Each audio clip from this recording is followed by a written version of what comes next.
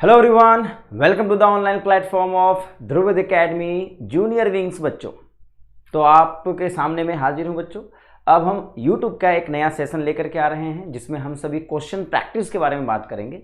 तो जितने भी बोर्ड एग्जाम्स रनिंग हो रहे हैं, 12th बोर्ड के एग्जाम चल रहे हैं, तो सारे बोर्ड एग्जाम्स के लिए जो जो यूनिट के टॉपिक इंपॉर्टेंट है उन सब के subjective and objective important questions के साथ में हाजिर हूँ। और ये आपका नया यूट्यूब चैनल है बच्चों, जिसमें हम सभी बोर्ड एग्जाम्स से रिलेटेड जितने भी साइंस के टॉपिक हैं, फिजिक्स, केमिस्ट्री, मैथ और बायोलॉजी, इन सब के टॉपिकों को डिस्कस करेंगे। और अभी मैं आपको विक्रांत सर आपके केमिस्ट्री को डील करने जा रहे हैं। तो बच्चों, जो मैं आपको टॉपिक कराऊंगा, जो जो भी क्वेश्चंस पहले मैं आपको लेकर के आ रहा हूं, पहले जैसे ये टॉपिक आज का जो है वो कोऑर्डिनेशन कंपाउंड है, इनऑर्गेनिक का इंपॉर्टेंट यूनिट है बच्चों। तो इस यूनिट्स में हम सभी एमसीक्यू एंड सब्जेक्टिव पोर्शन को डील करेंगे। तो लेकिन पहले पार्ट में, ये हमारा फर्स्ट पार्ट है, इस पार्ट में हम सबसे पहले एमसीक्यू क्वेश्चंस को डील करेंगे, ताकि जो इंपॉर्टेंट एमसीक्यू क्वेश्चंस बनने वाले होंगे वो आप अच्छे से कवर कर पाओ बच्चों। ठीक है, तो जिन बच्चों ने इस नए चैनल को सब्सक्राइब नहीं किया है, सब्सक्राइब जरूर कर लीजिएगा। और जो मेरे नए पुराने बच्चे हैं उनसे एक रिक्वेस्ट है कि आज का जो सेशन है, ये जो क्वेश्चन सेशन है, इसको आप जरूर से जरूर अपने व्हाट्सएप स्टेटस पे भी इसका लिंक जरूर शेयर करिएगा, ताकि ज़्यादा से ज़्यादा बच्चों तक, आपके दोस्तों तक ये चीज़ पहुंच पाए। ठीक है बच्चों, चलिए। तो बोर्ड एग्जाम्स को ध्यान में रखते हुए, उसके ऑब्जेक्टिव एंड सब्जेक्टिव क्वेश्चंस को ध्यान में रखते हुए बच्चों, मैं अब नया सेशन स्टार्ट करने जा रहा हूं। चलिए, तो आज का टॉपिक का नाम क्या है बच्चों? Coordination compound. और ये इनऑर्गेनिक का one of the most topic है और इसमें ज्यादातर क्वेश्चंस आपसे पूछे जाएंगे। ठीक है, तो पहले मैं ऑब्जेक्टिव क्वेश्चंस की बात कर रहा हूं। ये जो एमसीक्यू है बच्चों, ये हमारा ऑब्जेक्टिव क्वेश्चंस को डील कर रहा है, और ये हमारा ऑब्जेक्टिव है जिसमें सिंगल करेक्ट आंसर होंगे यहाँ पे। तो आप सभी को पहले देखना है कि जो मैं क्वेश्चन लिख रहा हूं उसका जवाब आपको आ रहा है या नहीं आ रहा है। चलिए स्टार्ट करते हैं प्यारे बच्चों। आज का सबसे पहला और इंपॉर्टेंट क्वेश्चन, जिससे आपको फाइनली मिलेगा जवाब की क्या होता है। चलिए, इस टाइप के क्वेश्चंस आपके एग्जाम में पूछे जाएंगे। जैसे सवाल है, पहला question, total number of ions produced by given coordination compound in water. यानी अगर इस कोऑर्डिनेशन कंपाउंड को मैं पानी में डालता हूं तो नंबर ऑफ आयंस यहां पे कितने मिलेंगे, इन दोनों कंपाउंडों के बारे में हमें बात करनी है। तो चलो बच्चों, शुरुआत करते हैं। जैसे सबसे पहला कंपाउंड मान के चलिए ये ए है और ये कंपाउंड हमारा बी है। और आपको पहले ये पता होना चाहिए, इसका अगर सॉल्यूशन करने के लिए हम लोग जाते हैं तो सबसे पहले मुझे ये पता होना चाहिए प्यारे बच्चों कि सर ये जो कोऑर्डिनेशन कंपाउंड, इसकी खासियत क्या होती है। तो बच्चों, आपको पता है इस कोऑर्डिनेशन कंपाउंड में ये जो हमारा कोऑर्डिनेशन का जो स्फीयर होता है, जिसके अंदर में अगर हम लोग ध्यान से देखें तो ये हमारा क्या होता है, मेटल होता है। Metal ion, centre metal ion बोलते हैं इसको। और ये हमारे क्या होते हैं, लिगेंड्स होते हैं। और ये जो हमारे पास जो Cl3 है, ये क्या होता है, ये काउंटर आयन होता है। क्या होता है बच्चों? काउंटर आयन, जो चार्ज को स्टेबलाइज करता है। तो पहले आपको अपने कोऑर्डिनेशन कंपाउंड के बारे में पूरी तरीके से नॉलेज होनी चाहिए। अगर आपको पूरी तरीके से नॉलेज है तो फिर मुझे नहीं लगता कि आपको थोड़ी सी भी दिक्कत आनी चाहिए बच्चों। आपका कोई प्रॉब्लम यहाँ पे नहीं होने वाला होगा। ठीक है, अब बताइए। तो जैसे ही मैं इसको पानी में डालता हूं तो क्या होगा कि ये जो अंदर के जो लिगेंड्स होते हैं ना, ये कोऑर्डिनेट बॉन्ड के थ्रू जुड़े रहते हैं, तो ये पानी में जाके टूटते नहीं है। इसका मतलब कोबाल्ट और अमोनिया कभी अलग नहीं हो सकते। लेकिन यहाँ पे जो काउंटर आयन है, ये पानी में जाने पे क्या होता है बच्चों, ब्रेक डाउन हो जाता है। तो ये जो काउंटर आयन है, ये कितने काउंटर आयन मिलेंगे, 3 Cl- यहां से रिलीज हो जाएंगे, है कि नहीं। और यहां पे ये कोऑर्डिनेशन के स्फीयर के ऊपर कितना चार्ज आ जाएगा, +3। और ये C डबल बॉन्ड O, और यहां क्या होंगे, अमोनिया, यहां होल 6 है। तो बच्चों, इस पार्ट को हम लोग कॉम्प्लेक्स आयन का नाम देते हैं। इसको क्या बोलते हैं हम लोग, कॉम्प्लेक्स आयन। और ये हमारे पास 3 Cl-। तो टोटल कितने आयन्स बने, 3 Cl- और एक कॉम्प्लेक्स आयन, टोटल बन गए 4। तो पहले वाले कंपाउंड से मुझे 4 काउंटर आयन मिलने वाले हैं। ये दोनों ऑप्शन खत्म हो चुका है बच्चों। दूसरा बताइए, अगर मेरे पास K3 रहा था, K3 सामने है FeC2O4 ऑल थ्राइस बच्चों। और आप बताइए, अगर इस सवाल को आप करने जाते तो K3 बोला जाए तो 3K+, ये 3K+, इसको काउंटर आयन बोलेंगे, है कि नहीं। और ये हमारा कॉम्प्लेक्स आयन होगा, ये मेटल, ये लिगेंड, ये काउंटर आयन। तो जैसे इसको पानी में डालोगे तो ये 3 पार्ट में टूटते हैं। पहला पार्ट क्या होगा, K+, K+, K+, 3K+ टूट गए। और यहां अगर गौर फरमाएंगे बच्चों तो ये क्या होगा, FeC2O4 होल थ्राइस, और इस पे चार्ज क्या डेवलप होगा, -3। इसको हम लोग अनायनिक कॉम्प्लेक्स कह देंगे, ये हमारा कटायनिक कॉम्प्लेक्स होगा, पर ये तो कॉम्प्लेक्स आयन हो गया बच्चों। तो यहाँ भी टोटल मुझे कितने मिल रहे हैं, 3 और 1 4, तो दोनों तरफ से कितने मिलेंगे, 4 4। कितने बच्चों ने सी वाले ऑप्शन को चुना है, तो आप चेक करिए क्या ये ऑप्शन आपका बन रहा है या नहीं बन रहा है। ओके बच्चों, आगे बढ़ सकते हैं। चलिए अगले क्वेश्चन पे आगे बढ़ते हैं। अगला क्वेश्चन आपके सामने ये रहा। चलिए अगला सवाल आपके सामने ये है बच्चों। सवाल क्या है, गौर से देखिए। पूछा गया है कोऑर्डिनेशन नंबर ऑफ Fe, ध्यान से सुनिए, coordination number of Fe in given coordination compound is, यानी ये कोऑर्डिनेशन कंपाउंड आपका गिवन है और आपसे पूछा गया है कि बताइए इस आयरन का कोऑर्डिनेशन नंबर कितना है इस कोऑर्डिनेशन कंपाउंड में। ये जो कोऑर्डिनेशन कंपाउंड गिवन है, तो जरा सोचिए बच्चों, आपको पहले इस कोऑर्डिनेशन कंपाउंड में जितने भी चीजें हैं वो पता होनी चाहिए। तो फर्स्ट थिंग यही है कि सर यहाँ पे जो कोऑर्डिनेशन कंपाउंड है इसका कोऑर्डिनेशन नंबर का मतलब होगा कि जो मेटल और लिगेंड ने आपस में कितनी बॉन्डिंग करी है। मान कर इसको -2 चार्ज भी हम लोग दे देते हैं, ठीक है, उससे कोई प्रॉब्लम नहीं है। पहले मुझे आपको ये बताना आना चाहिए कि सर ये जो लिगेंड है ये कितने बॉन्ड बनाता है। तो कोऑर्डिनेशन नंबर का मतलब क्या होता है बच्चों, कोऑर्डिनेशन नंबर का मतलब होता है कि जो मेटल है उस मेटल के साथ कितने बॉन्ड आपके बने हुए हैं लिगेंड्स के। अगर 4 बॉन्ड बने हैं तो कोऑर्डिनेशन नंबर कितना कहलाता है बच्चों, 4। और अगर इसी में 6 बॉन्ड आपने बना दिया है तो कोऑर्डिनेशन नंबर कितना हो जाता है, 6 होता है। तो आपने एक बात पढ़ी होगी कि मोनोडेंटेड लिगेंड्स होते हैं वो एक ही बॉन्ड बनाते हैं, लेकिन कभी कभी क्या होता है लिगेंड्स एक होते हैं लेकिन वो कैपेसिटी होती है उस लिगेंड की 2 बॉन्ड बनाने की। बाइडेंटेड लिगेंड है तो उसका अगर आप बॉन्डिंग देखें तो 2 बन जाता है ना। तो लिगेंड्स अगर मेरे पास बाइडेंटेड के 2 ही हैं लेकिन उसके बॉन्ड बनाने की एबिलिटी 1 की 2 तो 2 की 4 हो जाएगी। तो आपको ये समझना था कि जो ईएन ग्रुप होते हैं इथेन 1,2 डाइअमीन, ये क्या होता है बच्चों, ये जो लिगेंड होता है ये लिगेंड जो ईएन लिगेंड है वो कितने बॉन्ड बनाता है, सर जी वो 2 बॉन्ड बनाता है, वो 2 बॉन्ड बनाने का काम करता है कि नहीं।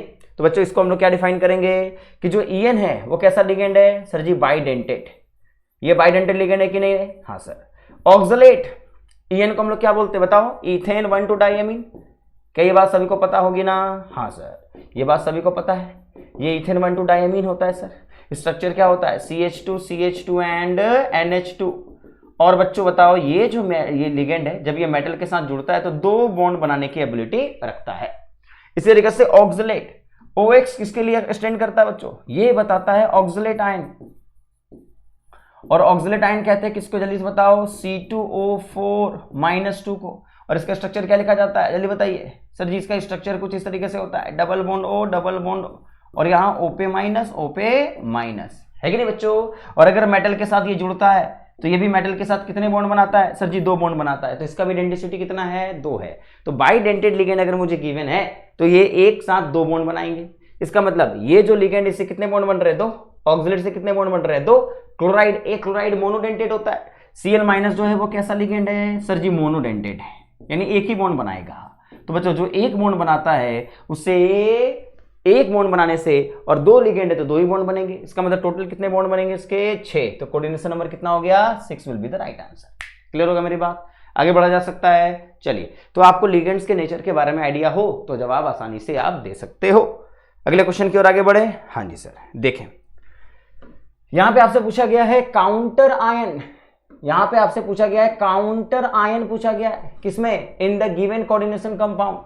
ये जो कोऑर्डिनेशन कंपाउंड है इसमें मुझे काउंटर आयन के बारे में पूछा जा रहा है।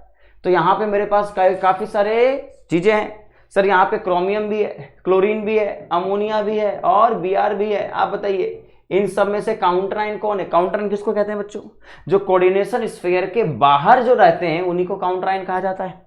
तो यहाँ बाहर कौन है, Br है कि नहीं। अगर Br बाहर है बच्चों तो दिस इज द Br- और ये हमारा क्या होगा, काउंटर आयन के रूप में काउंट किया जाएगा। कोई दिक्कत, आराम से हम आसानी से डील कर सकते हैं कि नहीं कर सकते हैं बच्चों। हाँ जी सर, आगे बढ़ा जाए। बिल्कुल, तो काउंटर आयन तो बाहर वाली चीजों को बोलते हैं सर। अब आइए अगला सवाल, बोला है oxidation number of the iron in given coordination compound is, यानी ये कोऑर्डिनेशन कंपाउंड है और इसमें हमारा जो आयरन है इसके ऑक्सीडेशन नंबर के बारे में चर्चाएं की गई है। आइए बच्चों, अगर हम ऑक्सीडेशन नंबर की बात करें तो ऑक्सीडेशन नंबर कहते हैं किसको है, तो मेटल के ऊपर जो चार्ज होगा इसमें वही इसका ऑक्सीडेशन नंबर होगा। कैसे निकालते ऑक्सीडेशन नंबर, तो बताओ बच्चों, क्या हम लोग ऑक्सीडेशन नंबर निकालने जानते हैं। हाँ सर जानते हैं, FeCN6 है प्यारे बच्चों। अगर मुझे ऑक्सीडेशन नंबर निकालना है तो पहले इस काउंटर आयन को अलग करिए। 4 K प्लस बाहर निकल जाएंगे। अगर 4 K प्लस बाहर निकल गए तो यहाँ क्या हो गया, FeCN होल 6 और सामने क्या हो गया -4। और बताइए बच्चों यहाँ पे ये जो होगा ये सिस्टम क्या होगा, x माना जाएगा। मान लेंगे कि द ऑक्सीडेशन नंबर इसका x मान लेंगे, और जो x मानने के बाद Cn माइनस कितने टोटल, 1 नहीं 6 है, और 1 पे चार्ज कितना होता है -1। अगर -1 होता है तो बताइए 6 लिगेंड है और हर एक पे चार्ज कितना है -1, और ये बराबर किसके हो रहा है -4 के, है ना भाई। इन सब के चार्ज को जोड़ दिया जाए तो -4 आ जाएगा। और आप बताओ बच्चों ये x हो गया, ये -6 हो गया, ये -4 हो गया, तो x इक्वल टू कितना होगा -4 + 6 दैट इज +2। तो बताओ बच्चों यहाँ जो ऑक्सीडेशन नंबर है वो कितना काउंट किया जाना चाहिए था, +2। कोई दिक्कत, फटाफट देखिए क्या आपने भी यही सॉल्व किया है। तो आपका जवाब और मेरा जवाब बिल्कुल सही आना चाहिए। FeCN 6 का होल 6 में आप इसका जवाब दे सकते हो बच्चों, ठीक है। तो ऑक्सीडेशन नंबर निकालने का सवाल, लिगेंड्स के बारे में आपको पता होना चाहिए। आगे बढ़ते हैं, चलिए फटाफट अगला सवाल फिर से है, आपसे पूछा गया है specify the oxidation number of the metal in given coordination compound is. फिर से ऑक्सीडेशन नंबर निकालना है, किसका निकालना है, कोबाल्ट का निकालना है। इन कॉम्प्लेक्स में आपको निकालना है ऑक्सीडेशन नंबर, तो आप कैसे निकालोगे जल्दी से बताओ, फटाफट बताओ क्या बताओगे। पहले इसको पॉज करो वीडियो को और फिर आप जाकर के इसका जवाब दीजिए। तो बताओ बच्चों अगर मैं इसका जवाब देने गया तो आप क्या जवाब दोगे, जल्दी से बताओ फटाफट। सर हाँ यहाँ पे मेरे पास कोबाल्ट है, तो जब भी हमारे पास कोई आपके कोऑर्डिनेशन कंपाउंड का सवाल आता है ऑक्सीडेशन नंबर का, तो जिसका आपको ऑक्सीडेशन नंबर निकालना है उसके ऑक्सीडेशन नंबर को आप क्या बोल देते हो, x मान लेते हो। लेकिन बाकी के ऊपर चार्ज आपको पता होना चाहिए। तो बताइए सबसे पहली बात, यहाँ पे जो हमारा कोबाल्ट है उसको x मान लेंगे, प्लस Cn टोटल कितने हैं, 1 है, तो 1 Cn पे चार्ज कितना होगा -1, प्लस En टोटल कितने हैं 2, पर 1 En पे कितना चार्ज होता है, न्यूट्रल लिगेंड है ये, तो इस पे चार्ज कितना होगा 0। वाटर कितना होता है सर जी 0, बराबर कितना आ गया +2। अब बताइए क्या हो जाएगा, x - 1 = +2 है सर, तो x इक्वल टू कितना हो जाएगा 2 + 1, वैल्यू कितनी आ गई बच्चों 3। क्या मेरी बात आप तक समझ पाए, बिल्कुल समझ गए होंगे, और आपने इसका ऑक्सीडेशन नंबर फाइंड आउट भी कर लिया होगा। कोई दिक्कत कहीं भी नहीं होनी चाहिए। क्या हम आगे बढ़ सकते हैं, हाँ जी सर। अगला क्वेश्चन पे हम लोग आते हैं, दिस वन। फिर क्वेश्चन यही है, specify the oxidation number of CO, cobalt और कार्बोनिल दोनों दिए गए हैं। तो अगर आपका CO लिखा है और CO लिखा है, इसका मतलब दोनों में क्लियर होना चाहिए। ये क्या है, दिस इज द कोबाल्ट ये हमारा मेटल है बच्चों, और जो हमारा CO है वो हमारा क्या है, दिस इज द कार्बोनाइल, ये हमारा कार्बोनिल है जो हमारा क्या है, लिगेंड है। तो बताओ बच्चों अगर मैं इन दोनों की बात करूं तो कौन लिगेंड पे चार्ज कितना होता है, सर ये न्यूट्रल लिगेंड है। तो कार्बोनिल के बारे में आपको पता होना चाहिए, ये क्या है, न्यूट्रल लिगेंड के नाम से ये जाना जाता है कि नहीं बच्चों।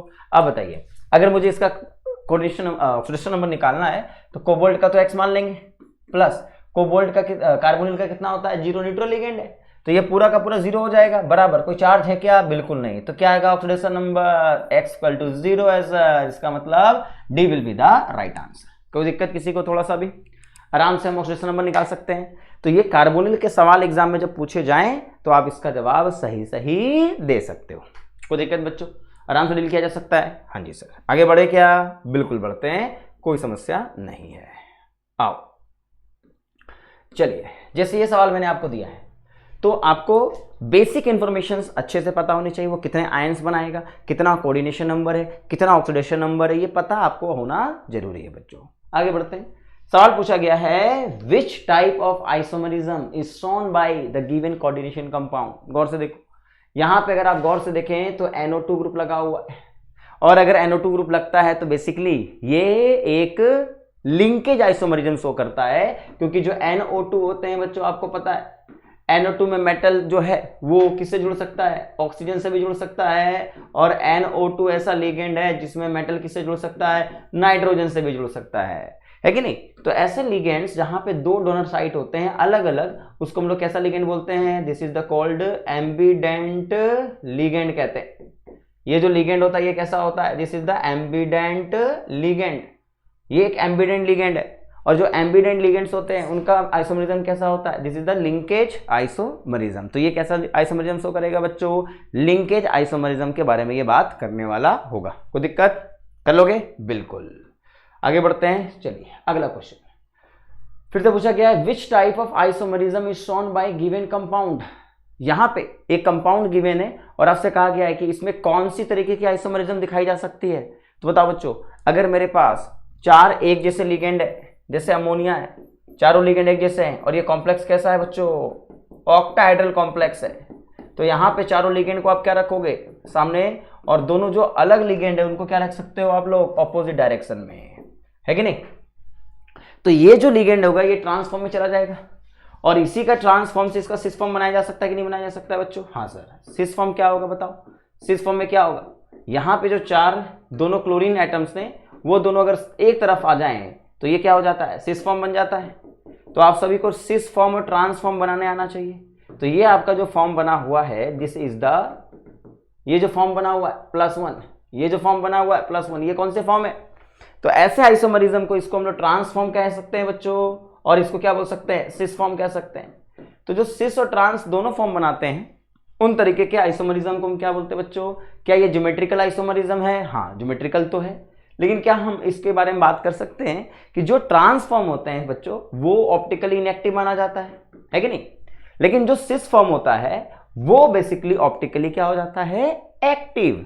इसलिए इसका एक फॉर्म और एग्जिस्ट करता है जो इसका कौन सा होता है, इनको तो हम लोग क्या बोलेंगे, ज्योमेट्रिकल आइसोमर्स। तो सर ज्योमेट्रिकल आइसोमर्स तो है, लेकिन इसका एक और आइसोमर्स बनता है। अगर आपने ये मॉलिक्यूल बना दिया और इसका मिरर इमेज ले लिया, तो आपने एक बात पढ़ी थी बच्चों कि जब भी मेरे पास कोई ट्रांस सिस फॉर्म आ जाए तो सिस फॉर्म का हम मिरर इमेज बना सकते हैं। और इसका जो मिरर इमेज होता है, आप बताइए बच्चों, अगर मिरर इमेज हमने बना दिया, इसका मिरर इमेज बोले तो बिल्कुल क्लोरीन के सामने क्लोरीन को रख दिया, क्लोरीन के सामने क्लोरीन को रख दिया, और ये अमोनिया है। तो अब क्या बोलते हो कि जैसे ही मैंने ये लिगेंड्स को इसके साथ अटैच किया तो ये क्या बन गया, ये जो फॉर्म होती है ये फॉर्म को बोलते हैं हम लोग ऑप्टिकल आइसोमर्स। बोलते हैं कि नहीं बोलते हैं, क्योंकि सर ये ऑप्टिकली एक्टिव कंपाउंड होते हैं, कायरल होते हैं, इस वजह से यहाँ पे ज्योमेट्रिकल एंड बोथ ऑप्टिकल दोनों तरीके के आइसोमर शो करने वाला होगा। तो ज्योमेट्रिकल एंड ऑप्टिकल दोनों आइसोमरिज्म ये दिखाने वाला होता है बच्चों, क्लियर है। तो अगर आपके मेटल के सामने ये चारों लिगेंड्स लगे हैं, 2 एक जैसे हैं, 4 अलग अलग हैं, तो आप इस तरीके से डील कर सकते हो, कोई दिक्कत नहीं होनी चाहिए। तो आइसोमरिज्म का टॉपिक आपका अच्छे से क्लियर होना चाहिए। आगे बढ़े, चलिए अगला सवाल आपके सामने है, पूछा गया विच कंपाउंड इज कायरल। ये 4 कंपाउंड आपको दिए गए हैं और आपसे पूछा गया इनमें से कौन कौन से कंपाउंड कायरल है। तो बताओ बच्चों, कायरलिटी का पहचान आपको बताया गया था। ऐसे तुम डिटेल में जाएं तो कायरल किसको कहते हैं, जिसके अंदर में कोई प्लेन ऑफ सिमेट्री नहीं होनी चाहिए। तो प्लेन ऑफ सिमेट्री ना पहचान के हमने डायरेक्ट आपसे कहा था कि अगर ये ट्रांसफॉर्म है, पहले ट्रांसफॉर्म बनाइए इसका। तो एक आप ट्रांसफॉर्म बना सकते हो बच्चों, क्या लिखा हुआ है, क्रोमियम और क्लोरीन 2 है, दोनों क्लोरीन को सामने आमने सामने बना दीजिए। ऑक्सलेट आयन, तो बताइए ऑक्सलेट आयन जो होते हैं वो आपके दोनों इस तरीके से बाइडेंटेड लिगेंड होते हैं कि नहीं। तो ये ट्रांसफॉर्म है, क्या ये कायरल होती है क्या, नहीं सर, इसको हम लोग क्या बोलते हैं, अकायरल बोलते हैं। तो ट्रांसफॉर्म होती है वो क्या होती है, अकायरल होती है कि नहीं। और बताइए जो सिस फॉर्म है, अगर सिस की बात की जाए बच्चों तो सिस फॉर्म बोले तो क्रोमियम है और दोनों क्लोरीन को हम क्या रख देंगे, सामने रख देते हैं। लेकिन यहाँ जो ऑक्सलेट आयन है, इन ऑक्सलेट आयन को हमने क्या रखा है, यहाँ बना दिया है, this is the oxalate ion.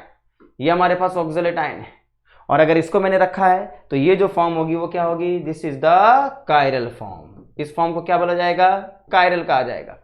तो एक हमारे पास अकायरल होंगे और एक हमारे पास कायरल होंगे। कौन से, जो हमारा ट्रांसफॉर्म है बच्चों, ये ट्रांसफॉर्म हमारा अकायरल होगा और जो हमारा सिस फॉर्म है वो कायरल होता है।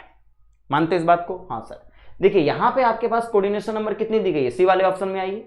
अगर ये बी है तो सी वाले ऑप्शन में आइए, तो जरा चेक करिए, निकल है और यहाँ Cl और अमोनिया दिए गए हैं। तो बेसिकली यहाँ पे Cl और अमोनिया अगर दिया हुआ है तो यानी 4 मेंबर्ड की या सिस्टम जो बना करके दी गई है, यहाँ पे कायरलिटी नहीं होती है, ये अकायरल होता है क्योंकि ये बिल्कुल प्लेनर सिस्टम होता है। तो स्क्वायर प्लेनर जो कॉम्प्लेक्स होते हैं वो अकायरल माने जाते हैं। यहाँ देखिए, यहाँ पे CO और यहाँ पे आपके पास क्या गिवन है, En और En लिगेंड 3 है। और याद रखिए मैंने आपको बताया था जब ये बाइडेंटेड लिगेंड तीनों हमारे सामने आते हैं तो ये जो लिगेंड्स होते हैं, ये जो फॉर्म होती है ये हमेशा क्या रहती है, कायरल रहती है। तो इसके बारे में आपको समझाया गया है। तो कायरल यानी तीनों लिगेंड्स अगर ऑक्सलेट भी होता, तीनों बाइडेंटेड लिगेंड्स लगे होते तो वो ऑब्जेक्ट क्या होता है, कायरल होता है। ऑप्टिकली क्या रहता है, एक्टिव रहता है। ये बात आपको समझ में आनी चाहिए बच्चों, है ना। तो इसका मतलब कौन कौन से कायरल होंगे? तो सर एक सिस फॉर्म वाला कायरल होगा, एक डी वाला कायरल होगा, तो बी एंड डी दोनों कायरल होंगे। हाँ सर, ये ऑप्शन आपका करेक्ट होगा। कोई दिक्कत? तो ये कायरलिटी का कॉन्सेप्ट आप सभी को पता होना चाहिए बच्चों कि सिस फॉर्म और ट्रांस फॉर्म में अगर दी जाए तो ट्रांस फॉर्म अकायरल है, सिस फॉर्म कायरल है, और अगर एक साथ स्क्वायर प्लेनर कॉम्प्लेक्स होते हैं तो वो हमेशा अकायरल फॉर्म में रहते हैं, उसमें तो काउंट ही नहीं करना लिगेंड एक जैसे है कि नहीं। और जो हमारा बाइडेंटिटी लिगेंड्स अगर 3 होते हैं, जैसे कोबाल्ट की जगह यहाँ पे OX भी होता, होल थ्राइस लिखा हुआ रहता है, जो भी चार्ज होता है इसके ऊपर में -3 मान लो, तो ये भी क्या रहता? कायरल होता, क्योंकि इसका भी जो फॉर्म बनता है वो क्या होता है? कायरल होता है। क्या मेरी बात आप समझ पाए बच्चों? चलिए आगे बढ़ते हैं। तो कायरल अकायरल वाले वर्ड्स का आप लोगों को एक बार अच्छे से ख्याल रख लेना पड़ेगा। चलो आगे बढ़ो। अब हमारे पास एक वर्ड पूछा गया बच्चों, primary and secondary valence of cobalt in given compound is. तो देखो बच्चों, एक वर्ड होता है प्राइमरी वैलेंसी, ये वर्ड आपको थोड़ा यूज करना होता है, और एक होता है बच्चों सेकेंडरी वैलेंसी। ठीक है, तो अगर कोऑर्डिनेशन कंपाउंड में प्राइमरी वैलेंसी और सेकेंडरी वैलेंसी के बारे में कोई पूछ ले, तो देखो प्राइमरी वैलेंसी बेसिकली होता है उस कोऑर्डिनेशन कंपाउंड के मेटल का ऑक्सीडेशन नंबर। ये क्या होता है? This is the oxidation number of metal in complex ion. तो जो कॉम्प्लेक्स आयन है उसमें जो मेटल है उसका ऑक्सीडेशन नंबर क्या कहलाता है? Primary valency. और सेकेंडरी वैलेंसी क्या होता है बच्चों? ये होता है कोऑर्डिनेशन नंबर। सेकेंडरी वैलेंसी का ही दूसरा नाम क्या है? Coordination number. समझ गए? Of metal in complex ion. तो अगर मुझे कोऑर्डिनेशन नंबर ना पूछ करके सेकेंडरी वैलेंसी पूछ दे, ऑक्सीडेशन नंबर ना पूछ करके प्राइमरी वैलेंसी पूछ दे, तो हम इसका जवाब दे पाएंगे कि नहीं दे पाएंगे? तो बताओ, अगर मुझे इसका ऑक्सीडेशन नंबर निकालना पड़ा प्राइमरी वैलेंसी, तो क्या होगा? COCl2। अमोनिया कितने हैं प्यारे बच्चों? सर जी 4 है, और यहाँ 2 क्लोरीन है। अब बताओ, तो पहले बताइए, अगर इसको तोड़ दिया जाए तो इसमें चार्ज कितना डेवलप हो जाएगा? +2। अगर +2 इसके ऊपर में है तो इसका x मान लीजिए। क्लोरीन कितना है? 2 है, तो -2 हो जाएगा, इक्वल टू क्या आएगा? +2, क्योंकि तो 0 होता है, और x की वैल्यू कितनी होगी? +4। तो अगर कोऑर्डिनेशन आपका प्राइमरी वैलेंसी देखा जाए तो वो क्या होगा? +4 होगा। ऑफ कोर्स +4 है, और +4 कहीं है क्या? नहीं है। एक बार और चेक कर लो बच्चों, Cl2 है, -2 है, अगर 2 Cl माइनस गए तो +2 आ गया, +4 हो गया। और यहाँ पे कोऑर्डिनेशन नंबर कितना है प्यारे बच्चों? लिखो कोऑर्डिनेशन नंबर कितने हैं टोटल? 4 ये हैं, 2 ये हैं, टोटल कितने हो गए कोऑर्डिनेशन नंबर? 6। और अगर कोऑर्डिनेशन नंबर 6 हो गए हैं, ओहो थोड़ा सा आंसर मैच नहीं कर रहा सर, तो इसको 4 और 6 कर दीजिएगा। क्लियर है बच्चों? यस। तो आपको थोड़ा सा ध्यान देना पड़ेगा कि सर प्राइमरी वैलेंसी किसको कहते हैं और हमारा सेकेंडरी वैलेंसी कौन होता है, ये हमें आइडिया होनी चाहिए। क्लियर है बच्चों? आगे बढ़ा जा सकता है? चलिए आगे बढ़ते हैं। चलिए सवाल अगला आपसे पूछा जा रहा है, ये थोड़ा इंपॉर्टेंट है, ये सीबीएसई बोर्ड वाले बच्चों के लिए ज्यादा इंपॉर्टेंट है। गौर से देखिए, कहा गया है how many ions per mole, how many ions per mole of the complex are present in their solution. आपसे कहा गया है कितने आयंस पर मोल यहां पे मिलेंगे। तो बताइए बच्चों, पर मोल का मतलब अगर इसका 1 मोल डाला जाए तो ये कितने मोल आयन को रिलीज करेगा। तो सिंपल, इसको तोड़ के देख लेते हैं। अगर पानी में तोड़ें तो बताइए 2 Cl बाहर निकल जाएंगे और एक पूरा का पूरा कॉम्प्लेक्स आयन बच जाएगा। बोलो बच्चों, COCl, और यहाँ पे क्या रहेगा? अमोनिया 5, और इस पे चार्ज कितना रहेगा? +2। कितने आयंस मिले हम लोगों को टोटल बताइए? तो 2 यहां से, 1 यहां से मिला और 2 यहां से मिले, टोटल कितने हो गए? 3 मोल्स। समझ गए मेरी बात को? पक्का समझ गए? हाँ जी सर। चलिए, तो कितने number of moles of ions मिलेंगे ये हमें पता करने आना चाहिए। आगे बढ़ा जा सकता है क्या? बिल्कुल। नेक्स्ट अगला सवाल, ये भी आपके सीबीएसई बोर्ड वाले बच्चों के लिए काफी इंपॉर्टेंट है, समझना इस बात को। बच्चों पूछा गया है how many mole of AgCl precipitate, यानी कितने AgCl का प्रेसिपिटेशन मिलेगा, कितने पर mole of compound with AgNO3। ये सवाल को थोड़ा समझ लीजिए। मुझसे कहा गया है कि भैया जब मैं इस कोऑर्डिनेशन कंपाउंड को किस में डालूंगा, ये जो कोऑर्डिनेशन कंपाउंड है अगर मैं इसको किस में डालता हूं, CONH3 होल थ्राइस है प्यारे बच्चों, Cl3 है और बाहर में लगा हुआ है 3 Cl। अब बताइए अगर मैं यहां पे इसको मिक्स करता हूं किसके साथ? AgNO3 के साथ, तो जब ये बच्चों पानी में एक्वस AgNO3 रहती है, यहाँ पे एक्वस AgNO3 रहता है, अगर मैं इसको इसमें डालता हूँ तो जब इसमें डाला जाता है ना तो ये मॉलिक्यूल टूटता है।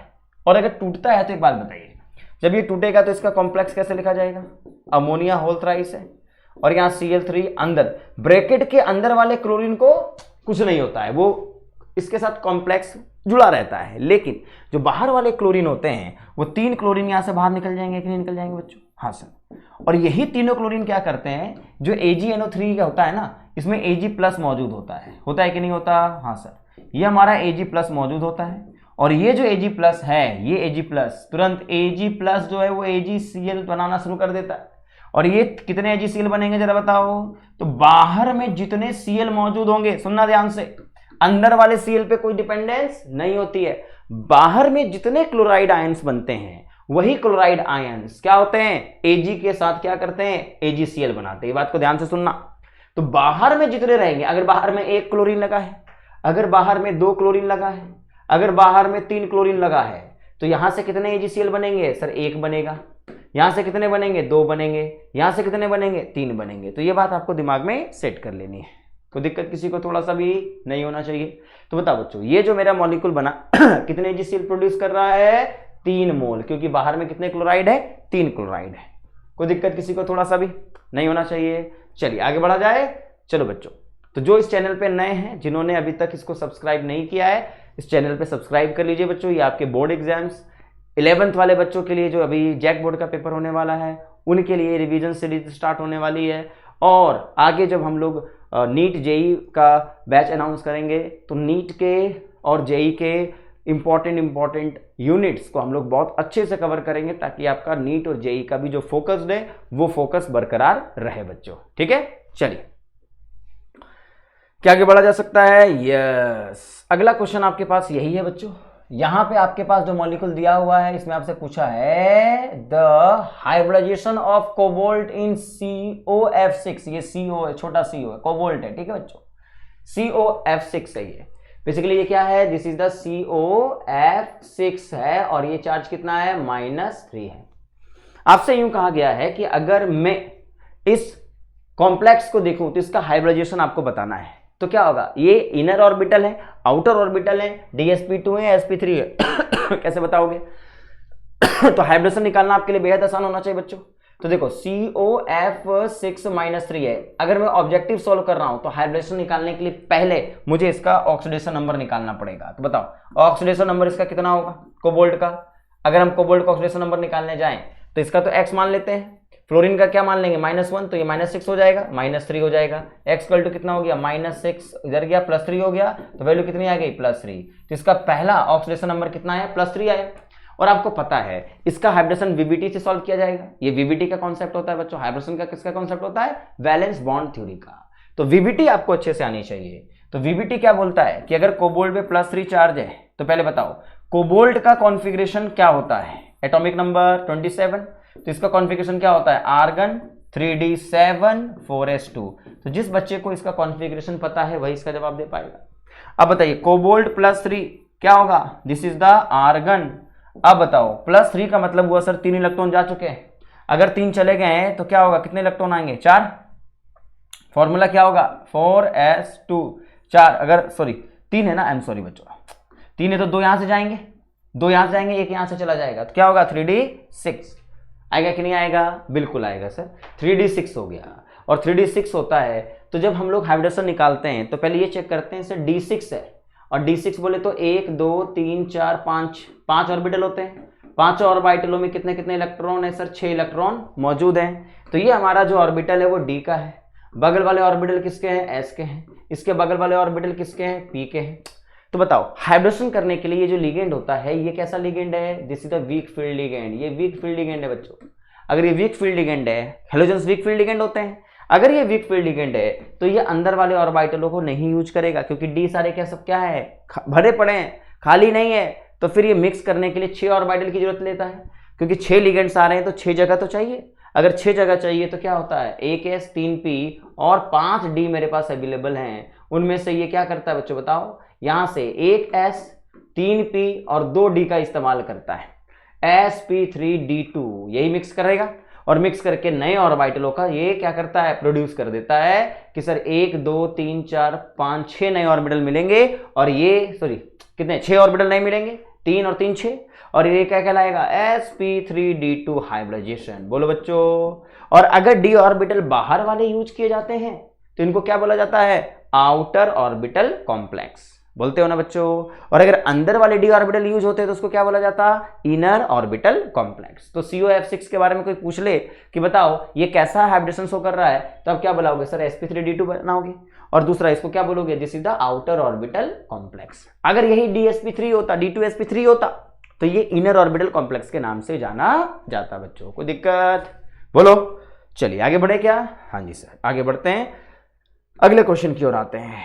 चलिए फटाफट सभी लोग जल्दी से इसका जवाब दीजिए। बोला है hybridisation of chromium in CrNH3 ion is.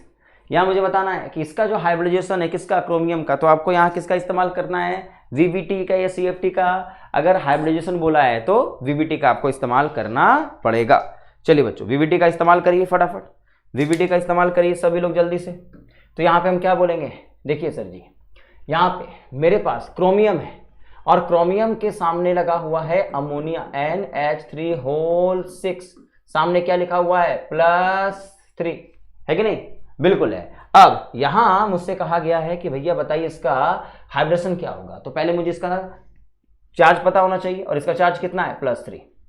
और अगर +3 पता है बच्चों तो पहले मुझे इसका कॉन्फ़िगरेशन निकालना पड़ेगा कि सर क्रोमियम का जो कॉन्फ़िगरेशन होता है कितना होता है बताओ, एटॉमिक नंबर 24। आर्गन हमारे पास होता है 3d5 होता है, 4s1 होता है। लेकिन अगर 3 इलेक्ट्रॉन को आपने बाहर निकाल दिया है तो 1 इलेक्ट्रॉन यहां से बाहर चला जाएगा, बोलो बच्चों, और यहां क्या रह जाएगा, 3 बाहर है तो 1 यहां से जाएगा, 2 यहां से जाएगा, ये क्या हो जाएगा 3d3। और एक बात बताइए बच्चों, अगर ये 3d3 है तो 3d3 का मतलब क्या हुआ, 1 2 3 4 5 d ऑर्बिटल, जिसमें से 1 2 और 3 इलेक्ट्रॉन भरे पड़े हैं, है कि नहीं, और बाकी जगह s लगा है और 3 p लगे हैं। और आपको पता है जब भी हम लोग मिक्सिंग की बात करते हैं तो अगर अंदर के d ऑर्बिटल को हम बाहर 2 ले सकते हैं या बाहर वाले 2 d ऑर्बिटल को ले सकते हैं। तो अगर मैंने अंदर वाले d ऑर्बिटल को लिया है तो यहाँ पे क्या होगा, d2 होगा, ये s होगा और ये क्या होगा, p3 होगा। इसका मतलब d2sp3 के बारे में इसको कहा जाएगा दिस इज d2sp3 है। और अगर ये d2sp3 है तो हाइब्रिडेशन क्या मानी जाएगी, d2sp3। बच्चों मेरी बात समझ गए। तो अगर अंदर वाले 2 d ऑर्बिटल मेरे पास अवेलेबल हैं तो हम बाहर नहीं जाएंगे, अंदर वाले d ऑर्बिटलों को मिक्स कर लेंगे।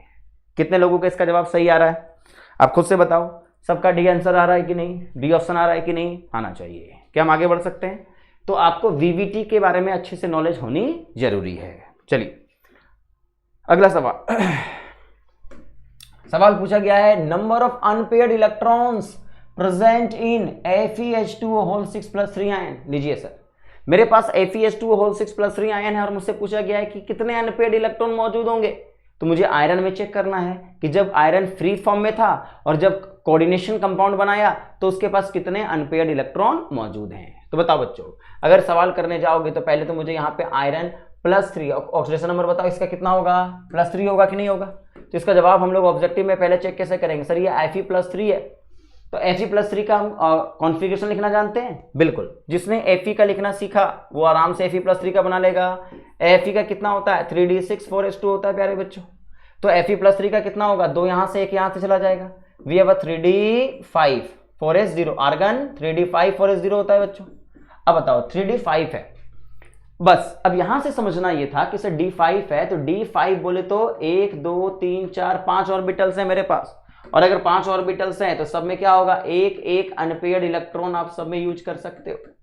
और यहाँ पे एक s मौजूद है और 3 p मौजूद है। अब पूछिए जरा वाटर से, वाटर जो होता है वो कैसा लिगेंड है, सर ये वीक फील्ड लिगेंड है। वीक फील्ड लिगेंड में क्या करता है, क्या वो अंदर वाले d ऑर्बिटल का यूज कर पाएगा, नहीं सर, क्योंकि खाली नहीं है और ये पेयरिंग नहीं करा पाता। और यही अगर स्ट्रॉन्ग फील्ड लिगेंड होते, साइनाइड आयन होता, अमोनिया होता, वो क्या करता बच्चों, यहाँ जो हमारे अनपेयर्ड इलेक्ट्रॉन है इसको पेयर कराने की कोशिश करता, 2 ऑर्बिटल को खाली करा सकता था। लेकिन वाटर के पास ये एबिलिटी नहीं है। अगर नहीं है तो बताओ बच्चों ये बाहर वाले d ऑर्बिटल का यूज करेगा कि नहीं करेगा। तो अगर मैं हाइब्रिडेशन के अकॉर्डिंग जाऊं तो ये क्या बनेगा, जल्दी से बताओ, sp3d2 बना देगा। इसकी जो हाइब्रिडेशन होगी वो क्या होगी, sp3d2, है कि नहीं। और ये बाहर वाले ऑर्बिटल का कॉम्प्लेक्स बना रहा है, आउटर ऑर्बिटल कॉम्प्लेक्स।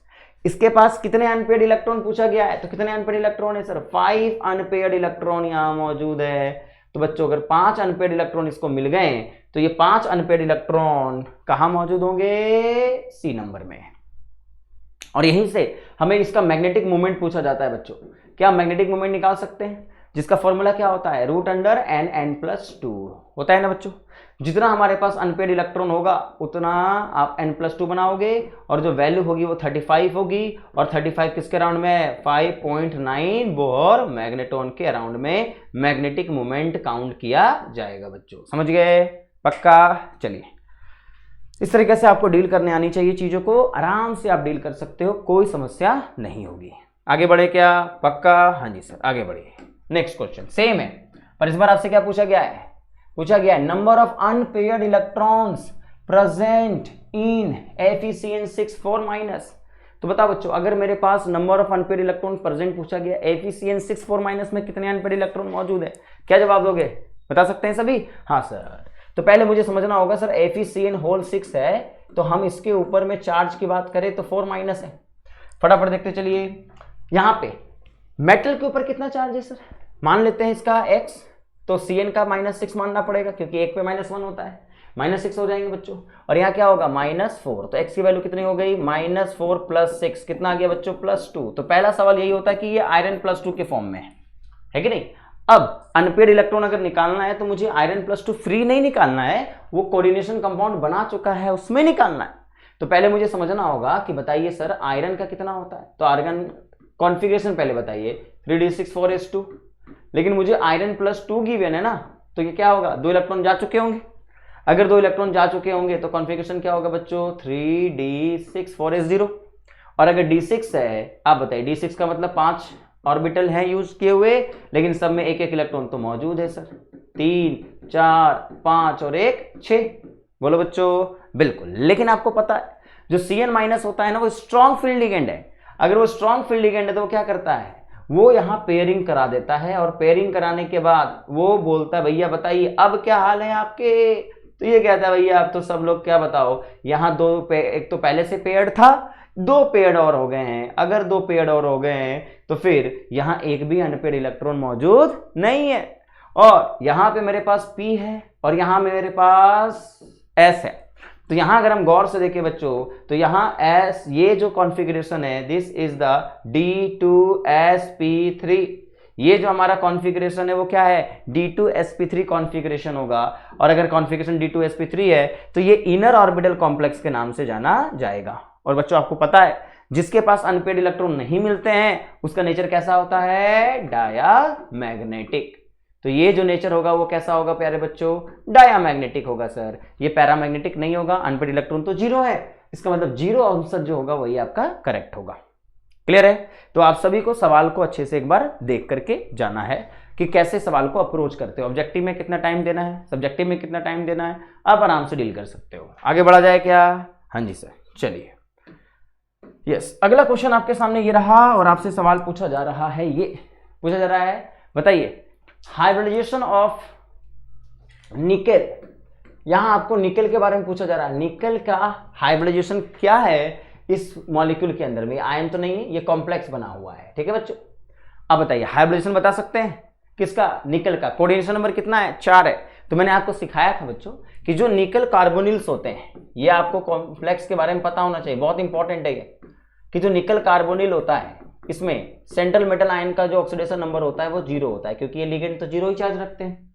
तो निकेल आपका न्यूट्रल फॉर्म में है, एटॉमिक नंबर 28 है, आर्गन लिखा जाएगा 3d8 होगा, 4s2 होगा। बोलो बच्चों, बिल्कुल। और आप मुझे बताइए अगर ये d8 है तो 1 2 3 4 5 6 7 8 और 2 इलेक्ट्रॉन यहां s में पड़े हुए हैं। तो अब बताइए जैसे ही कार्बोनिल इसके नजदीक आता है तो क्या होता है यहाँ पे, अब बताओ बच्चों यहाँ पे क्या होगा, यहाँ पे सर ये जो 2 इलेक्ट्रॉन है ये यहाँ शिफ्ट हो जाते हैं, है कि नहीं, यही बात आपको बताया गया था। तो 2 इलेक्ट्रॉन अगर यहाँ शिफ्ट हो गए, अगर 2 इलेक्ट्रॉन यहाँ शिफ्ट हो गए प्यारे बच्चों, तो बताइए यहाँ पे जो S है वो खाली रह जाएगा, और यहाँ पे आपके पास 1 2 3 4 5 6 7 8 इलेक्ट्रॉन तो पहले थे सर, दो और आ गए, इसका मतलब ये पूरी की तरह पैक्ड हो गया, फुल हो गया। और यहाँ एक S और बाकी 3 P यहाँ मौजूद रहते हैं, है कि नहीं बच्चों? P तो खाली रहता है। तो मुझसे अगर आपसे पूछा जाता है कि व्हाट विल द हाइब्रिडाइजेशन पूछा गया है, तो हाइब्रिडेशन बताने के लिए मुझे समझना होगा ना कौन सी ऑर्बिटलों का यूज किया जाता है। तो ये बात ध्यान से रखिए, S और 3P ऑर्बिटल कौन सा हाइब्रिडेशन शो करेगा? sp3। क्लियर है? तो यहाँ पे हमें sp3 मिक्सिंग के बारे में बात करनी पड़ेगी। क्या ये यहाँ पे एक भी अनपेयर्ड इलेक्ट्रॉन है? क्या? 0 अनपेयर्ड इलेक्ट्रॉन है। तो इसका मतलब ये मैग्नेटिक प्रॉपर्टी क्या रखेगा? डायामैग्नेटिक। क्या रखेगा बच्चों? ये डायामैग्नेटिक प्रॉपर्टी को रखेगा। कोई दिक्कत किसी को थोड़ी सी भी नहीं होनी चाहिए ना बच्चों? हाँ जी सर, कोई समस्या कहीं भी नहीं होनी चाहिए। क्या हम आगे बढ़ सकते हैं? बिल्कुल। अगले क्वेश्चन सेम, पर इस बार मैंने क्या बोला? हाइब्रिडाइजेशन ऑफ निकल है, निकल ही बताना है। लेकिन इस बार मैंने क्या यूज किया है? NiCl4-2। यहाँ जो कोऑर्डिनेशन नंबर है वो भले 4 है, लेकिन बताओ बच्चों जो कॉम्प्लेक्स है उसका हाइब्रिडेशन नंबर मुझे निकालना पड़े तो NiCl4 है, -2 है प्यारे बच्चों। तो इसका क्या मान लेंगे? x। एक क्लोरीन पे -4, ये -2 हो जाएगा। वैल्यू कितनी होगी? +2 होगी कि नहीं होगी बच्चों? हाँ जी सर। तो ये जो हमारा है वो +2 चार्ज है। तो निकल पे जो हमारा चार्ज है वो कितना है? +2 है। और अगर निकल पे +2 चार्ज है बच्चों, तो बताइए, आप सभी बताइए, निकल पे अगर +2 चार्ज है तो कोऑर्डिनेशन नंबर ऐसे इसका अगर मिक्सिंग की जाए तो निकल का एटॉमिक नंबर 28, कॉन्फ़िगरेशन क्या होगा? Argon 3d8 4s2। लेकिन मेरे पास तो निकल +2 है सर। +2 का मतलब 2 इलेक्ट्रॉन को भेज दीजिए। अगर 2 इलेक्ट्रॉन को भेज दिया गया, क्या होगी वैल्यू? 3d8। और अगर 3d8 है तो मतलब यहां पे 5 ऑर्बिटल्स मुझे दी जाएंगी। तो 1 2 3 4 5 6 7 और 1 8 होगा। और यहां पे बताओ S तो खाली है, P भी खाली है, लेकिन Cl- के पास इतनी मजबूती नहीं है कि वो इसको पेयर्ड करा पाए। इसलिए वो क्या करता है? यहां पे जो d ऑर्बिटल्स हैं उनका इस्तेमाल नहीं होगा। क्यों? क्योंकि सर वो खाली नहीं है, पेयरिंग करा नहीं सकते, पेयरिंग कराने की औकात नहीं है क्लोरीन के पास। तो इसका कॉन्फ़िगरेशन क्या होगा? यही चारों मिक्स करेंगे। और अगर ये चारों मिक्स करेंगे तो मिक्सिंग क्या होगी? sp3। अच्छा, sp3 यहाँ ऑप्शन जो आपसे पूछा गया है sp3, यानी ऑप्शन जो यहाँ पे आपको दिया गया है वही है। अच्छा ठीक है, हाइब्रिडेशन के बाद अब बताइए अनपेयर्ड इलेक्ट्रॉन्स कितने हैं इसके पास? अनपेयर्ड इलेक्ट्रॉन बताओ बच्चों, अनपेयर्ड इलेक्ट्रॉन बताओ कितने अनपेयर्ड इलेक्ट्रॉन है? 2 अनपेयर्ड इलेक्ट्रॉन्स हैं, है कि नहीं? और अगर 2 अनपेयर्ड इलेक्ट्रॉन्स हैं तो ये पैरामैग्नेटिक है या diamagnetic? This is the paramagnetic. ये क्या है बच्चों? पैरामैग्नेटिक होगा। तो यही जो दिया गया है, अनपेयर्ड इलेक्ट्रॉन्स कितने हैं? 2 अनपेयर्ड इलेक्ट्रॉन है, हाइब्रिडेशन क्या होगी? sp3। समझ गए? हाँ, अनपेयर्ड इलेक्ट्रॉन एंड हाइब्रिडेशन पूछा गया था, तो अनपेयर्ड इलेक्ट्रॉन को ऑप्शन में दिया गया है। तो आप इस बात को ध्यान से देख लीजिएगा, जो हाइब्रिडेशन है वो क्या है? sp3 है। उसमें हो सकता है ये 3sp3 लिख दिया होता, 4dsp2 लिख दिया होता, 1dsp2 लिख दिया होता। क्लियर बच्चों? तो हाइब्रिडेशन निकालने आपको NiCO4 NiCl में अच्छे से आना चाहिए, याद ही हो जाना चाहिए। तो आगे बढ़ा जाए। हाँ सेम है। अब देखो ये कहानी है T2GEG सेट की, और T2GEG का मतलब किस में आता है जरा बताइए? ये कहानी है क्रिस्टल फील्ड थ्योरी की, है कि नहीं? तो क्रिस्टल फील्ड थ्योरी में आपसे कहा जाएगा कि जो कॉम्प्लेक्स दिया गया है उसमें जरा इलेक्ट्रॉनिक कॉन्फ़िगरेशन निकालिए। और T2GEG क्या होता है आपको पता होना चाहिए। पता बच्चों? तो पहले FeCN6 आपके पास गिवन है, चार्ज कितना है इसके ऊपर में? -4। तो बताइए सब लोग कि सर यहां मेरे पास जो आयरन है इसका ऑक्सीडेशन नंबर कितना है? x -6 equal to -4। x की वैल्यू कितनी आ गई? -4 + 6 कितनी वैल्यू होगी? +2 होगी कि नहीं होगी? हाँ सर। तो इसका मतलब यहां पे जो हमारा आयरन है वो +2 के फॉर्म में है। बोलो बच्चों? बिल्कुल है सर। तो आयरन +2 के फॉर्म में रहेगा तो इसकी कॉन्फ़िगरेशन निकालने आनी चाहिए। क्या होता है कॉन्फ़िगरेशन? सर जी आर्गन होगा और 3d6 होगा, है कि नहीं? 2 इलेक्ट्रॉन फॉरेस्ट से बाहर निकल गए। अब मुझसे ये पढ़ाया गया है, मुझे पढ़ाया गया होना चाहिए कि सर ये तो CFT वाला है, VBT तो है नहीं। CFT में क्या पढ़ाया गया है कि 5 ऑर्बिटल्स जो होते हैं सर जी, जब वो लिगेंड फील्ड से अलग होते हैं, आयरन +2 के d ऑर्बिटल, वो सब के सब क्या होते हैं? डिजनरेट होते हैं। क्या होते हैं ये? डिजनरेट होते हैं।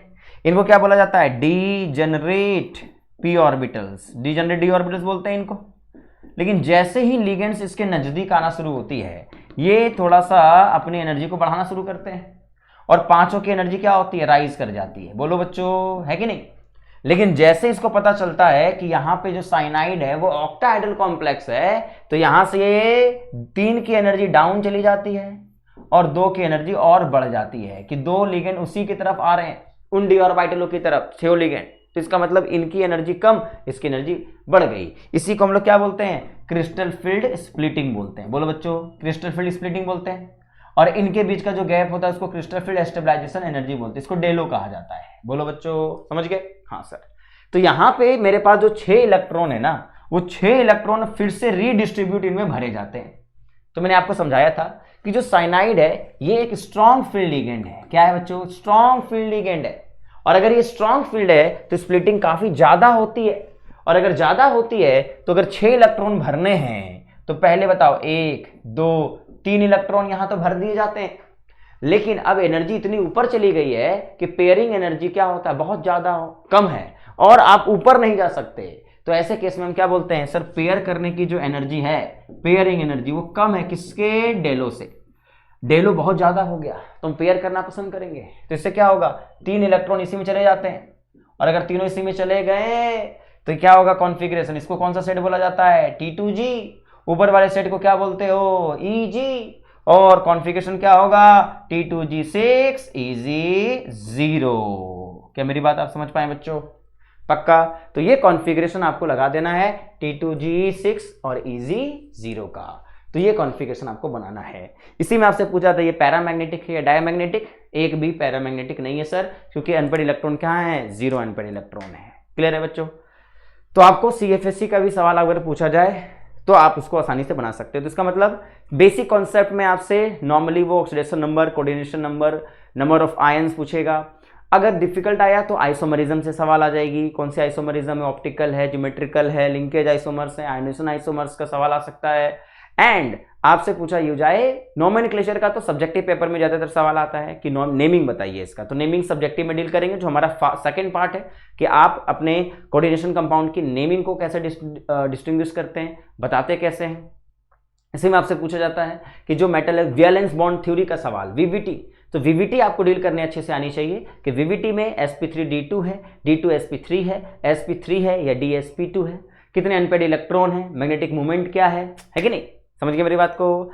And CFT crystal field theory में आपको स्प्लिटिंग बताने आनी चाहिए, और ये पता होना चाहिए कि कब हमारे पास पेयरिंग होगी, कब नहीं होगी। और T2G और EG में कितने इलेक्ट्रॉन है वो आपको लिखने आना चाहिए बच्चों। ठीक है, चलिए एक क्लास सवाल और कर लेते हैं फटाफट, जरा ध्यान से देखो। तो यस, ये आपके पास कंपाउंड गिवन दिया हुआ है और इसके बारे में आपको बतानी है। क्या पूछा गया है? बोला गया electronic configuration of given compound. Same है, यहाँ पर पानी डाल दिया गया है, वाटर डाल दिया गया है। पर आप बताइए, सवाल अगर करने जाओगे तो यहाँ पे अगर आपके पास FeH2O6 देखने को मिला है बच्चों, यहाँ +2 देखने को मिला है, ये आपका X हो जाएगा, यहाँ 0 है इक्वल टू +2 है। तो यहाँ तो आयरन +2 के फॉर्म में है, तो सेम बातें हैं सर। अगर आयरन +2 के फॉर्म में है तो यहाँ पे आर्गन किस फॉर्म में है? 3D648 के फॉर्म में। कॉन्फ़िगरेशन लिखने आना चाहिए। और बताइए पांचों ऑर्बिटल मेरे सबसे पहले क्या रहेंगे? डिजनरेट रहेंगे। जैसे वाटर आएगा पांचों ऑर्बिटल थोड़े बढ़ जाएंगे, लेकिन जब उसको पता चला ऑक्टाहेड्रल स्प्लिटिंग हो रही है तो ये स्प्लिटिंग में क्या होता है? बहुत कम वैल्यू में ये स्प्लिटिंग होती है। डेल O क्या होता है? बहुत ज्यादा लो होता है, कम स्प्लिटिंग होती है, क्योंकि वीक फील्ड लिगेंड है। तो ये जो लिगेंड है ये वीक फील्ड लिगेंड है, तो आपको वीक फील्ड लिगेंड और स्ट्रॉन्ग फील्ड लिगेंड का पूरा रेंज अच्छे से पता होना चाहिए। और बताइए यहाँ पे इलेक्ट्रॉन्स कितने हैं? टोटल कितने इलेक्ट्रॉन्स हैं? 6। अगर 6 इलेक्ट्रॉन है तो 1 2 3 तो नीचे भर दिया, फिर ऊपर जाएंगे 4 5। अब पेयरिंग नहीं होगी क्योंकि अब ऊपर भेज दिया। फिर हाँ, एक और है, वो पेयरिंग नीचे की ओर चला जाएगा। इससे जो सेट हमारा T2G है और जो हमारा EG सेट है, दोनों में क्या फर्क होगा? समझ में आ गया आपको? हाँ सर, T2G सेट और EG सेट की अगर हम बात करें तो T2G में कितने इलेक्ट्रॉन है? 4, और EG में कितने इलेक्ट्रॉन है? 2। ये हमारा सेट के बारे में पता चल जाएगा। क्लियर बच्चों? तो इस तरीके से जो हमारा आंसर है वो कौन सा आंसर है? T2G and EG2। ये पैरामैग्नेटिक है या डायमैग्नेटिक है सर जी? अनपेड इलेक्ट्रॉन है, तो ये क्या कहलाएगा? पैरामैग्नेटिक। कोई दिक्कत किसी को थोड़ी सी भी नहीं होनी चाहिए, कोई दिक्कत बिल्कुल नहीं सर। चलिए आगे की ओर बढ़ते हैं। तो इस तरीके से आपके पास जो सवाल थे, तो ये मैंने आप सभी को इंपॉर्टेंट क्वेश्चंस करवाए हैं। ऐसे मैंने कॉपियों में आपको बहुत कुछ करवाया हुआ है, तो आप सब उसको एक बार गो थ्रू हो जाइए। कोऑर्डिनेशन आसान है, आप इसको आसानी से डील कर सकते हो बच्चों। तो अगला जो हमारा टॉपिक होगा कोऑर्डिनेशन का पार्ट 2, जिसमें हम सब्जेक्टिव के बारे में बात करेंगे कि सब्जेक्टिव पेपर में कौन कौन से सवाल आएंगे, कितने टाइप के सवाल आएंगे, किस तरीके के सवाल आएंगे। तो अब उसमें हम लोग शॉर्ट क्वेश्चन को कैसे डील करेंगे, लॉन्ग क्वेश्चन को कैसे डील करेंगे, वो सब कुछ मैं आपको करवाने वाला हूँ। ठीक है मेरे बच्चों, तो आप सभी का रिक्वेस्ट है कि आप सभी को ये जो मैंने आज लेक्चर करवाया है अपने फ्रेंड सर्किल में शेयर करिएगा इनको, ठीक है, जितना ज़्यादा से ज़्यादा शेयर कर पाएँ। और अपना आज के दिन में आप इस लेक्चर का स्टेटस जरूर लगा लीजिएगा कि जो भी आपके थ्रू बच्चे जानते हैं, जैक बोर्ड के बच्चे, सीबीएसई बोर्ड के बच्चे जो प्रिपेयर कर रहे हैं ऑनलाइन, उनको अगर लास्ट मोमेंट में क्वेश्चन को प्रैक्टिस करने की अगर कुछ क्वेश्चन सीरीज मिल जाएं तो उनके लिए काफ़ी अच्छा होगा बच्चों। ठीक है, चलिए, आई होप आपका इसका सेशन आपको अच्छा लगा होगा। और जो भी आपको फीलिंग हुई है, जैसा भी आपने चीज़ सीखा है, कमेंट में जरूर से जरूर लिखिएगा। जब लेक्चर ऑफ हो जाए तो नॉर्मल वीडियो जब हो जाती है तो उस वक्त आपको कमेंट में अपने पॉइंट ऑफ व्यू जरूर लिख देने हैं।